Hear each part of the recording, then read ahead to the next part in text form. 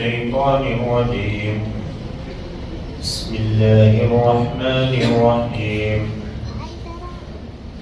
ألف لام ميم ذلك الكتاب لا ريب فيه هدى للمتقين الذين يؤمنون بالغيب ويقيمون الصلاة ومما رزقناهم ينفقون والذين يؤمنون بما أنزل إليك وما أنزل من قبلك وبالآخرة هم يوقنون أولئك على هدى من ربهم وأولئك هم المفلحون صدق اللہ العظیم۔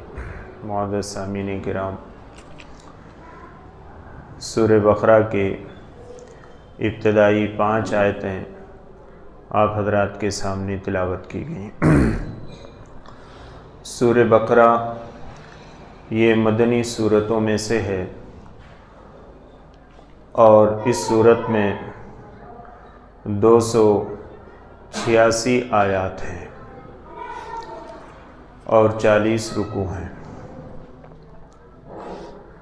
قرآن کریم کے ترتیب کے اعتبار سے یہ قرآن کریم کی دوسری صورت ہے۔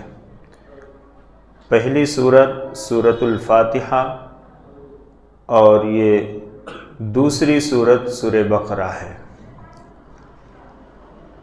اور یہ مدنی صورتوں میں سے ہے۔ قرآن کریم کے اندر کل 114 صورتیں ہیں، اس میں سے 86 صورتیں مکی ہیں اور 28 صورتیں مدنی ہیں، اور یہ قرآن کریم کی سب سے بڑی صورت ہے سورۃ البقرہ۔ سورہ بقرہ کے بارے میں حضرت بریدہ رضی اللہ عنہ کی روایت ہے کہ رسول اللہ صلی اللہ علیہ وسلم نے ارشاد فرمایا کہ سورہ بقرہ پڑھا کرو، اس کا پڑھنا برکت ہے اور اس کا چھوڑ دینا حسرت ہے۔ ترمذی میں حضرت ابو ہریرہ رضی اللہ عنہ کی روایت ہے، جناب محمد رسول اللہ صلی اللہ علیہ وسلم نے ارشاد فرمایا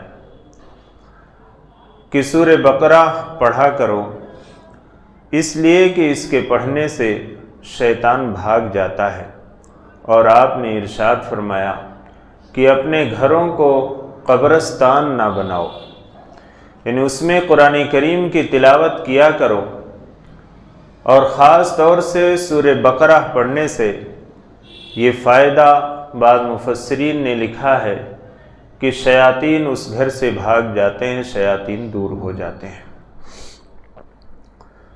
بقرہ کے معنی عربی زبان میں گائے کے ہوتے ہیں۔ اس صورت میں بنی اسرائیل میں ایک شخص کا قتل ہو گیا تھا، قاتل کا پتہ نہیں چل رہا تھا کہ قاتل کون ہے۔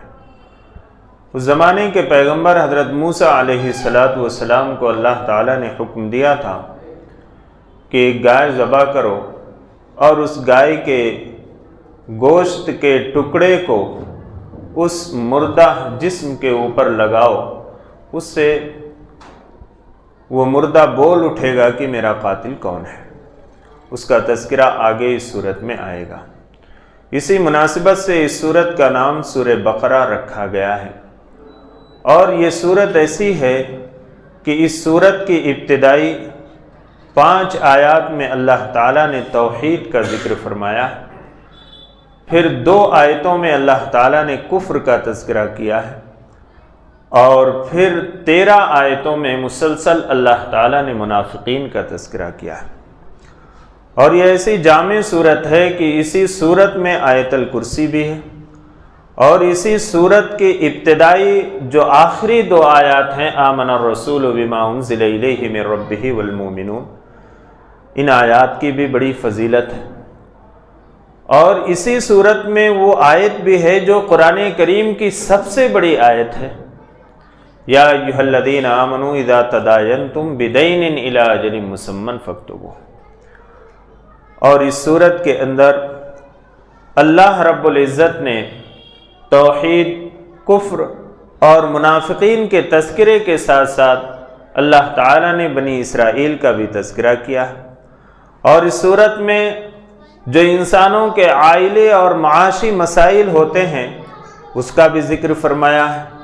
اللہ تعالیٰ نے اسی صورت میں سود کو حرام قرار دیا، نکاح اور طلاق کے مسائل بھی بیان فرمائے، وصیت کا مسئلہ بھی اسی صورت میں ذکر کیا گیا، رمضان المبارک کے روزے کی فرضیت کا بھی تذکرہ اسی صورت میں ہے۔ تو یہ بڑی جامع صورت ہے اور یہ مدنی صورتوں میں سے ہے۔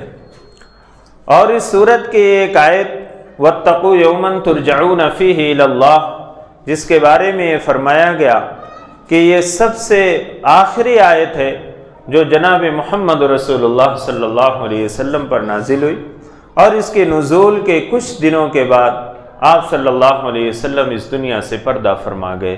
وہ آخری آیت بھی اسی صورت کے اندر موجود ہے۔ بسم اللہ الرحمن الرحیم، شروع اللہ کے نام سے جو بے حد مہربان نہایت رحم والے۔ الف لام میم۔ الف لام میم یہ حروف مقطعات میں سے ہے اور یہ سورتوں کے شروع میں لکھا گیا ہے۔ اس کے معنی کیا ہوتے ہیں؟ اس کا علم اللہ اور اس کے رسول صلی اللہ علیہ وسلم کو ہے۔ بعض حضرات نے اس کے معنی معلوم کرنے کی کوشش کی، لیکن سوچنا یہ چاہیے کہ در حقیقت اس الفاظ کے ذریعے سے اللہ رب العزت آزماتے ہیں انسانوں کو کہ جس چیز کا علم ہمیں نہیں دیا گیا اللہ اور اس کے رسول کی طرف سے، اس کے پیچھے ہمیں نہیں پڑنا چاہیے۔ اگر اس میں ہمارے لیے دین یا دنیا کی کوئی بھی بھلائی یا کوئی بھی حکمت ہوتی تو اللہ اور اس کے رسول صلی اللہ علیہ وسلم اس کا ضرور ہمیں علم عطا فرماتے، لیکن آپ صلی اللہ علیہ وسلم اور اللہ تعالیٰ کی طرف سے جب اس کا علم ہمیں نہیں عطا فرمایا گیا تو گویا ایک طرح سے یہ آزمائش ہے کہ کون لوگ ہیں جو اس کے پیچھے پڑ جاتے ہیں، اس کی ٹوہ میں پڑ جاتے ہیں، اور کون ہیں وہ لوگ کہ جو اللہ اور اس کے رسول کی طرف سے جو بات آ گئی ہے بس اس کو مان لیتے ہیں، اس کی ٹوہ میں اور اس کی تفتیش کے اندر نہیں پڑتے ہیں۔ تو گویا یہ اللہ رب العزت کی طرف سے اس کا علم ہمیں اور آپ کو نہیں دیا گیا کہ اس کے معنی کیا ہیں، اور یہ حروف مقطعات ہیں، اس کو الگ الگ پڑھے جاتے ہیں۔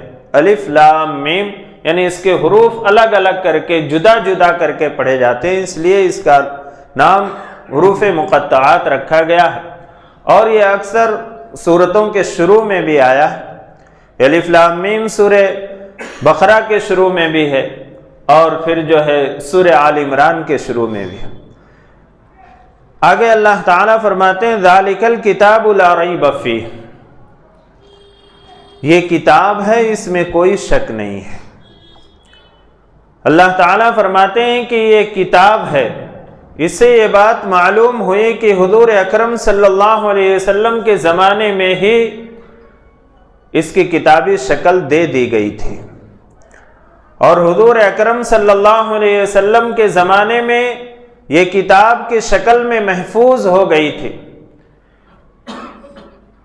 علامہ زمخشری رحمۃ اللہ علیہ نے فرمایا کہ ذالک الکتاب فرمانے کا مطلب یہ ہے کہ یہی کتاب ہے، اس کے علاوہ کوئی کتاب نہیں ہے، یہی کامل کتاب ہے، اس کے علاوہ کوئی کتاب نہیں ہے۔ لا ریب فیہ فرما کر اللہ رب العزت نے اس بات کی طرف اشارہ فرما دیا کہ اس کتاب کے اندر کوئی شک اور شبہے کی گنجائش نہیں ہے، جیسا کہ اس زمانے میں لوگوں نے شک کیا، اور یہود و نصارہ جو اہل کتاب تھے انہوں نے توریت اور انجیل کے علاوہ اس قرآن کو اللہ کی کتاب ماننے سے انکار کر دیا، کفار و مشرکین نے انکار کر دیا۔ آج اس زمانے میں جس کے پاس دوسری کتابیں موجود ہیں وہ اس قرآن کو مانتے ہی نہیں ہیں۔ اللہ تعالیٰ فرماتے ہیں لا ریب فیہ، اس میں کوئی شک نہیں ہے، کوئی شبہ نہیں ہے، کسی شک اور شبہے کی گنجائش نہیں ہے، یہ اللہ کی طرف سے نازل کردہ کتاب ہے۔ کفار و مشرکین یہ کہتے تھے کہ نعوذ باللہ جناب محمد رسول اللہ صلی اللہ علیہ وسلم نے اسے اپنی طرف سے گڑھ لیا ہے۔ اللہ تعالی اس سورت کی دوسری آیت میں یہ فرما رہے ہیں کہ کتاب یہی ہے، اس میں کوئی شک اور شبہ کی گنجائش نہیں، اور اللہ رب العزت نے اس کی حفاظت کی ذمہ داری لی ہے۔ دوسری جو کتابیں اللہ کی طرف سے نازل ہوئی تھیں، توریت، انجیل، زبور، وہ ایک زمانے تک تھیں، اس کے بعد اس کو منسوخ کر دیا گیا، اور اس کے اندر بہت ساری تحریفیں ہوئی، تبدیلیاں ہوئیں۔ آج جو یہودیوں اور عیسائیوں کے پاس توریت اور انجیل موجود ہے، وہ اصلی حالت میں موجود نہیں ہے، اس کو تبدیل کر دیا گیا، اس میں اپنے مطلب کی باتیں اس میں لکھ دی گئی ہیں۔ اور توریت اور انجیل اگر غور کیا جائے تو یہ ایک دو نہیں ہے، بلکہ سینکڑوں اور ہزاروں کی تعداد میں موجود ہیں۔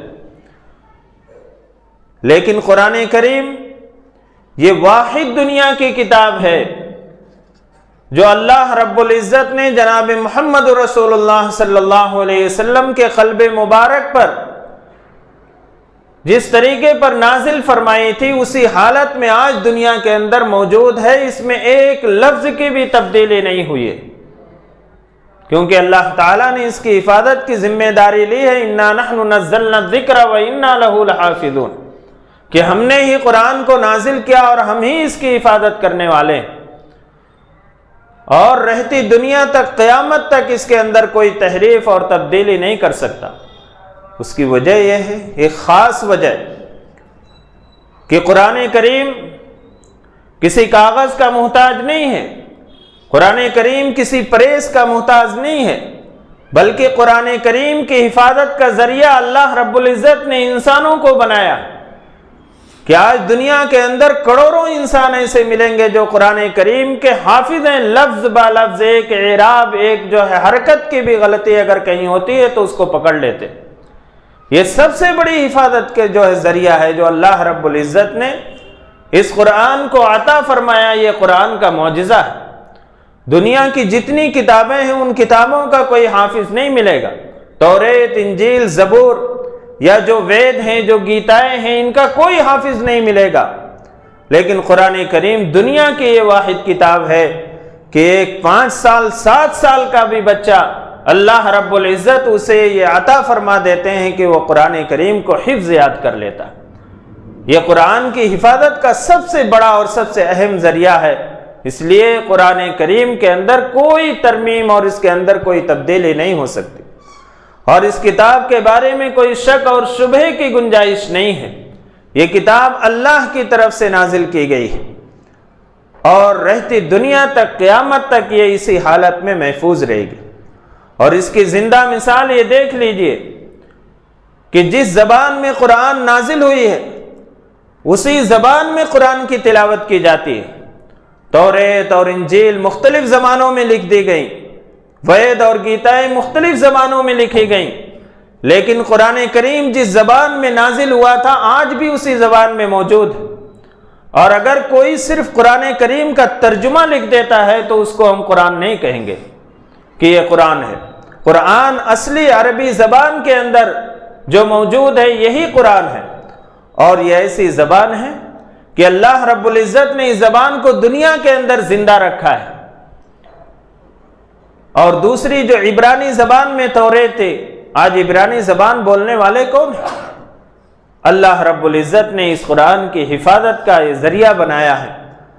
اللہ تعالیٰ فرماتے ہیں یہ کتاب ہے، بلکہ یہی کتاب ہے، اس کے علاوہ کوئی کتاب نہیں ہے۔ لیکن معذرت کے ساتھ میں یہ کہوں گا کہ ہمارا جرم یہ ہے کہ ہم نے دوسری کتابوں کو کتاب سمجھا، ہم نے اس کو ہی کتاب نہیں سمجھا۔ معذرت کے ساتھ میں یہ بات کہہ رہا ہوں، کیوں ہم دوسری کتابوں کو پڑھتے بھی ہیں، سمجھتے بھی ہیں، سمجھاتے بھی ہیں، لیکن قرآن کریم جو کتاب ہدایت تھی، ہمارا جرم یہ ہے کہ ہم خود بھی سمجھتے نہیں تو دوسروں کو کیا سمجھائیں گے، دوسروں تک کیا پہنچائیں گے۔ اللہ رب العزت جو آگے فرماتے ہیں ہدی للمتقین، یہ متقیوں کے لیے ہدایت ہے۔ یہ کوئی تاریخ کی کتاب نہیں ہے، کوئی صنعت و حرفت اور کوئی ٹیکنالوجی کی کتاب نہیں ہے۔ اس کے اندر گرچہ سائنس بھی موجود ہے، اس کے اندر دوسری چیزیں موجود ہیں، لیکن اصل یہ کتاب ہدایت ہے۔ ہدی للمتقین جو اللہ تعالیٰ نے فرمایا کہ یہ متقیوں کے لیے ہدایت ہے۔ ویسے تو ہدایت یہ عام انسانوں کے لیے ہے، ہر ایک کے لیے ہدایت ہے، لیکن ہدایت اصل اسی کو ملتی ہے جو اللہ کا ڈر اور خوف رکھتا ہے، جو طلب رکھتا ہے، جو تڑپ رکھتا ہے۔ سورج تو نکلتا ہے، اس کی روشنی دنیا کے اندر پھیلتی ہے، لیکن اگر کسی کے بینائی ہی نہ ہو، کسی کے آنکھوں سے دکھائی نہ دیتا ہو، تو اب اس میں سورج کا کوئی قصور تو نہیں ہے۔ اس کے لیے رات اور دن برابر ہے تو سورج کا اس میں کوئی قصور نہیں، یہ تو اس کی آنکھوں کا قصور ہے کہ اس کی بینائی نہیں، اسے دکھائی نہیں دیتا۔ بارش تو برستی ہے، لیکن جو زمین پتھریلی ہے، جو سنگلاخ زمین ہے، وہ اس سے فائدہ نہیں اٹھاتی ہے۔ لیکن جو زمین ایسی ہے کہ نرم ہے، پانی کو جذب کرتی ہے، وہ اس سے فائدہ اٹھاتی ہے، اس سے پودے نکلتے ہیں، اس پہ ہریالی آتی ہے، وہ دوسروں کو بھی فائدہ پہنچاتی ہے۔ تو قرآن کریم تو نازل ہوا ساری انسانیت کی ہدایت کے لیے، لیکن ہدایت اسی کو ملتی ہے جس کے اندر تڑپ ہوتی ہے، جذبہ ہوتا ہے، جو سیکھنا چاہتا ہے، جو اللہ کی طرف رجوع ہونا چاہتا ہے۔ اور قرآن کریم سے صحیح معنوں میں فائدہ ہوئے اٹھا سکتا ہے جس کے اندر تڑپ ہو، طلب ہو، جذبہ ہو کچھ حاصل کرنے کا، سیکھنے کا اور اللہ رب العزت کو پہچاننے کا۔ تو اللہ تعالیٰ فرماتے ہیں ہدی للمتقین، یہ متقیوں کے لیے ہدایت ہے۔ الذین یؤمنون بالغیب ویقیمون الصلاۃ ومما رزقناہم ینفقون۔ اللہ رب العزت نے متقین کی صفت بیان فرمائی کہ ہم متقی کسے کہیں گے؟ کسی کے پیشانی پہ تو لکھا نہیں رہتا کہ یہ متقی ہے، کہ پیدائشی طور پر کسی کی پیشانی پر اللہ کی طرف سے لکھ دیا گیا۔ اللہ رب العزت نے ان کی صفات بتلائی ہیں کہ متقی کسے کہیں گے۔ پہلی صفت اللہ تعالیٰ نے فرمایا الذین یؤمنون بالغیب، جو غیب پر ایمان لاتے ہیں، اندیکھی چیزوں پر، کیونکہ کسی چیز کو دیکھنے کے بعد اس کا یقین تو ہو ہی جاتا ہے۔ اصل یہ ہے کہ غیب پر ایمان لانا، اور ایمان کہتے ہیں کہ کسی کے اعتماد پر یقین کرتے ہوئے کسی بات کو مان لینا۔ ہم نے ہمارے اور آپ کے آقا جناب محمد رسول اللہ صلی اللہ علیہ وسلم پر اعتماد کرتے ہوئے اور اس پر یقین کر لیا کہ اللہ رب العزت ایک ہے، اور آپ صلی اللہ علیہ وسلم آپ کے بھیجے ہوئے پیغمبر اور رسول ہیں، اور اللہ کی یہ صفات ہیں، اور جنت اور جہنم ہے، اور مرنے کے بعد دوبارہ زندگی ہے۔ ان ساری باتوں پر ہم نے یقین کر لیا، اسی کا نام ایمان ہے۔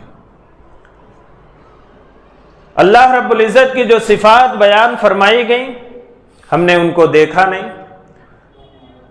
اچھے اعمال کے اوپر جو نعمتیں ہمیں جنت میں ملیں گے، ہم نے اسے دیکھا نہیں۔ گناہوں کے اوپر اللہ کی نافرمانیوں پر جو سزائیں ملیں گی، ہم نے اسے دیکھا نہیں، لیکن ہم اس پر یقین رکھتے ہیں، ایمان رکھتے ہیں۔ یہی ایمان بالغیب ہے اور یہی مطلوب ہے۔ ہم اچھے عمل کریں گے، ہمیں کیا نعمتیں ملیں گے؟ اللہ اور اس کے رسول صلی اللہ علیہ وسلم نے ذکر فرمایا، ہم اس پر ایمان رکھتے ہیں، یقین رکھتے ہیں، یہی ایمان بالغیب ہے۔ اللہ تعالیٰ فرماتے ہیں جو غیب پر ایمان لاتے ہیں، بن دیکھے ہوئے، اللہ کی صفات کو نہیں دیکھا، جنت اور جہنم کو نہیں دیکھا، لیکن ہمارا اس پر یقین ہے۔ آخرت کی زندگی کو نہیں دیکھا، لیکن ہمارا اس کے اوپر یقین ہے۔ اللہ کے نبی صلی اللہ علیہ وسلم نے فرمایا کہ اگر کوئی شخص ایک مرتبہ سبحان اللہ کہتا ہے تو جنت میں اس کے لیے ایک درخت لگ جاتا ہے۔ ہمارے سمجھ میں یہ بات آئے نہ آئے کہ ہم سبحان اللہ کہیں گے تو جنت میں درخت کیسے لگ جائے گا، لیکن ہمیں اس پر یقین کرنا ہے کہ ہمارے اور آپ کے آقا جناب محمد رسول اللہ صلی اللہ علیہ وسلم نے فرمایا اور یہ بات سچ ہے، میں اس پر ایمان لاتا ہوں۔ یہی ایمان بالغیب ہے، جس پر یقین رکھنا چاہیے۔ اللہ تعالیٰ فرماتے ہیں الذین یؤمنون بالغیب، یہ پہلی صفت بیان فرمائی۔ وَيُقِيمُونَ الصَّلَاةَ، اور دوسری صفت یہ ہے کہ نماز کو قائم رکھتے ہیں۔ نماز کتنی اہمیت کی حامل ہے کہ اللہ رب العزت نے متقی کی جو پہلی صفت بیان فرمائی کہ ایمان بالغیب، اس کے بعد دوسری صفت یہ بیان فرمائی کہ نماز کو قائم رکھتے ہیں۔ نماز پڑھتے ہیں یہ نہیں فرمایا، قائم رکھنے کا مطلب یہ ہے کہ اس کے آداب کی، مستحبات کی، اس کے سنن و نوافل کی رعایت کرتے ہوئے نماز ادا کرتے ہیں۔ ایسا نہیں ہے کہ بس آخری وقت میں بھاگ لیتے ہوئے آتے ہیں اور دوڑ کر جماعت کے اندر شریک ہوتے۔ اطمینان کے ساتھ، اس کی تیاری کے ساتھ۔ ہم معمولی دعوت کے لیے جاتے ہیں کھانا کھانے کے لیے، 100 200 500 1000 روپے کا کھانا کھاتے ہوں گے، لیکن اس وقت ہماری تیاری دیکھیے، 1 گھنٹہ پہلے سے ہم تیاری کرتے ہیں، اور ہمارے پاس جو سب سے عمدہ اور قیمتی لباس ہوتا ہے ہم اس کو زیب تن کر کے جاتے ہیں دعوت میں۔ لیکن ہم اللہ کے گھر آتے ہیں، جو بادشاہوں کے بادشاہ ہیں، جو رب ہے، جو کائنات کے مالک ہیں، ان کے سامنے ہمیں کھڑے ہونا ہے، تو ہم کس قسم کی تیاری کرتے ہیں وہ ہمیں اور آپ کو معلوم ہے۔ تو یقیمون الصلاۃ کا مطلب یہ ہوتا ہے کہ نماز کو اس کے آداب اور سنن اور مستحبات کے ساتھ اس کے قائم کرتے، اطمینان کے ساتھ نماز کو پڑھتے اور اس کا اہتمام سے اس کی تیاری کرتے ہیں۔ وَمِمَّا رَزَقْنَاهُمْ يُنْفِقُونَ، یقیمون الصلاۃ میں اللہ رب العزت نے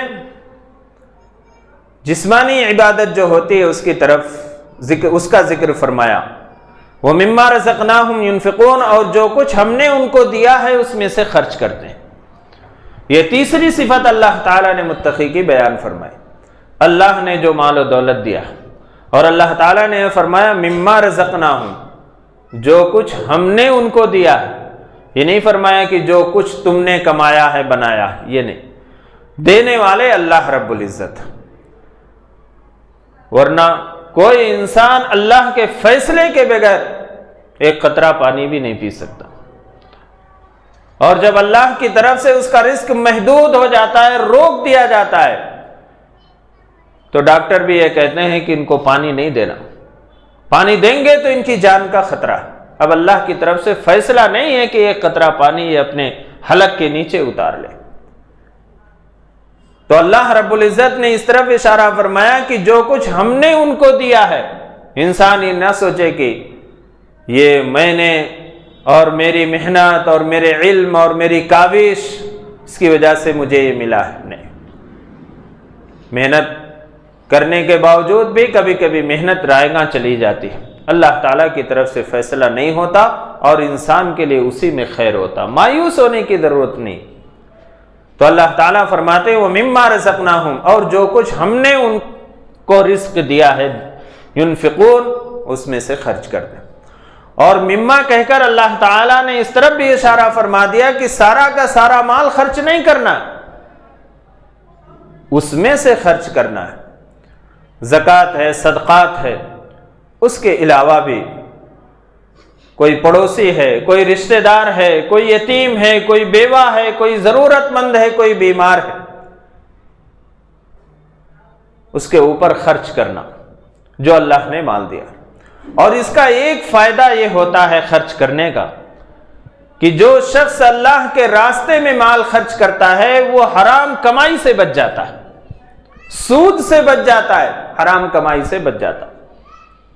اس کا تجربہ کر کے آپ دیکھ لیجئے، کیونکہ جو شخص مال کو اللہ کے راستے میں خرچ کرے گا تو گویا اب اسے مال کی محبت اس کے دل کے اندر سے نکلے گی، کیونکہ یہ تو مال اللہ کے راستے میں خرچ کر رہا ہے۔ اور جو اللہ کے راستے میں مال خرچ نہیں کرتا، جمع کر کے رکھتا ہے، اس کے مال کی محبت بڑھتی جاتی ہے، اور جب مال کی محبت بڑھتی جاتی ہے تو انسان ناجائز طریقوں کو استعمال کرتا ہے، اور پھر حلال اور حرام کی تمیز باقی نہیں رہ جاتی۔ اس لیے اللہ تعالیٰ نے فرمایا کہ جو کچھ ہم نے ان کو رزق دیا ہے اس میں سے خرچ کرتے۔ یہ متقین کی تیسری صفت اللہ تعالیٰ نے بیان فرمائی۔ والذین یؤمنون بما انزل الیک وما انزل من قبلک وبالآخرۃ ہم یوقنون، اور وہ لوگ جو اس کتاب پر ایمان لاتے ہیں جو آپ پر نازل کی گئی، یعنی قرآن کے اوپر، وما انزل من قبلک، اور جو کچھ آپ سے پہلے نازل کی گئی، یعنی اس قرآن سے پہلے جو کتابیں نازل کی گئی، توریت، زبور، انجیل، ان کتابوں پر بھی ایمان لاتے ہیں۔ وبالآخرۃ ہم یوقنون، اور وہ آخرت پر یقین رکھتے ہیں۔ یہ پانچویں صفت اللہ تعالیٰ نے بیان فرمائی۔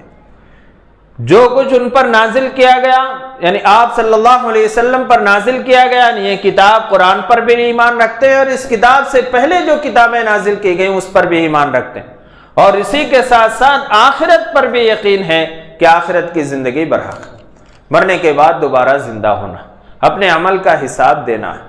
یہ مت سوچئے کہ ہم دنیا میں جو کر رہے ہیں بس مرنے کے بعد ختم ہو جائے۔ یہ احساس دل کے اندر، یہ فکر پیدا ہو جائے، انسان گناہوں سے بچے گا۔ کوئی گناہ، کوئی غلط کام کرتا ہے اور اس کو احساس ہو کہ مجھے باپ کے سامنے اس کا جواب دینا ہے، مجھے شرمندگی اٹھانا ہے، اگر وہ احساس اس کے دل کے اندر باقی ہے تو وہ کوئی گناہ اور برے کام کرنے سے اپنے آپ کو بچائے گا۔ اور جب ہمیں احساس پیدا ہو جائے کہ آخرت کی زندگی برحق ہے، مرنے کے بعد ہمیں اپنی زندگی کے جو اعمال ہیں اس کا حساب دینا ہے، تو پھر انسان گناہوں سے بچے گا۔ اولئک علی ھدی من ربہم واولئک ھم المفلحون، یہی وہ لوگ ہیں کہ جن کو ان کے رب کی طرف سے ہدایت ملی ہوئی ہے، اور یہی لوگ کامیاب ہیں۔ اللہ تعالیٰ نے فرما دیا، یہ 5 صفتیں بیان فرمائی۔ جس کے اندر یہ 5 صفتیں پائی جائیں گی، وہی شخص ہدایت پہ ہے، اور وہ شخص پھر کامیاب ہے۔ کامیابی کا معیار اللہ تعالیٰ نے بتلا دیا، اور اللہ تعالیٰ نے جو سورہ فاتحہ کے اندر ہم نے اللہ سے درخواست کی، اہدنا الصراط المستقیم، کہ ہمیں سیدھے راستے کی ہدایت فرما دی، اللہ نے اسی طرف یہ ہدایت فرمائی کہ اس کتاب کو نازل فرمایا، اور کتاب کے اندر ہدایت کے احکام اللہ رب العزت نے نازل فرمائے۔ یہ گویا کتاب ہدایت جو ہمیں ملی ہے، جو ہم نے سورہ فاتحہ کے اندر اللہ سے ہدایت کی درخواست کی تھی، اسی درخواست کا جواب اور اسی دعا کی قبولیت کا نتیجہ اللہ رب العزت نے ہمیں کتاب ہدایت کی شکل میں عطا فرمایا ہے۔ اللہ رب العزت ہمیں اس کتاب ہدایت کے ساتھ ہمارے تعلق کو جوڑ دے، اور ہم اس کتاب ہدایت کے ساتھ جڑے رہیں۔ اور دیکھ لیجیے دنیا کے اندر، دنیا میں لوگ مارے مارے پھرتے ہیں ہدایت کے لیے۔ یہ کتاب ہدایت یہ ایسی کتاب ہے کہ یہ پیاسوں کی پیاس بجھانے والی ہے۔ شرط یہ ہے کہ اس کو تعصب سے بالا تر ہو کے کسی تڑپ اور طلب اور جذبے کے ساتھ پڑھا جائے تو یقیناً یہ کتاب ہدایت ہے، اور اس سے بہت سارے لوگوں نے ہدایت حاصل کی ہے۔ اللہ رب العزت ہمیں جو باتیں کہی گئی ہیں اس پر عمل کرنے کی توفیق عطا فرمائے۔ آمین وآخر دعوانا الحمدللہ رب العالمین۔ الحمدللہ رب العالمین والعاقبۃ للمتقین، والصلاة والسلام علی سید الانبیاء والمرسلین محمد وعلی آلہ واصحابہ اجمعین۔ یا ارحم الراحمین، ہماری خطاؤں کو معاف فرما دیجیے۔ یا ارحم الراحمین، ہم گنہگار، خطاوار، قصوروار بندے۔ یا ارحم الراحمین، آپ بڑی بڑی خطاؤں کو معاف فرمانے والے۔ یا ارحم الراحمین، ہم سب کی خطاؤں کو، لغزشوں کو درگزر فرما دیجیے۔ یا ارحم الراحمین، جو بیمار ہیں انہیں شفائے کاملہ عاجلہ دائمہ مستمرہ عطا فرمائیے۔ جو پریشان حال ہیں ان کی پریشانیوں کو دور فرما دیجیے۔ جو ضرورت مند ہیں ان کی جائز ضرورتوں کی تکمیل فرما دیجیے۔ یا ارحم الراحمین، جو مقروض ہیں ان کی قرضوں کی ادائیگی کے اسباب غیب سے مہیا فرما دیجیے۔ یا ارحم الراحمین، امت مسلمہ پہ رحم کا، کرم کا، عافیت کا، سلامتی کا، درگزر کا معاملہ فرمائی۔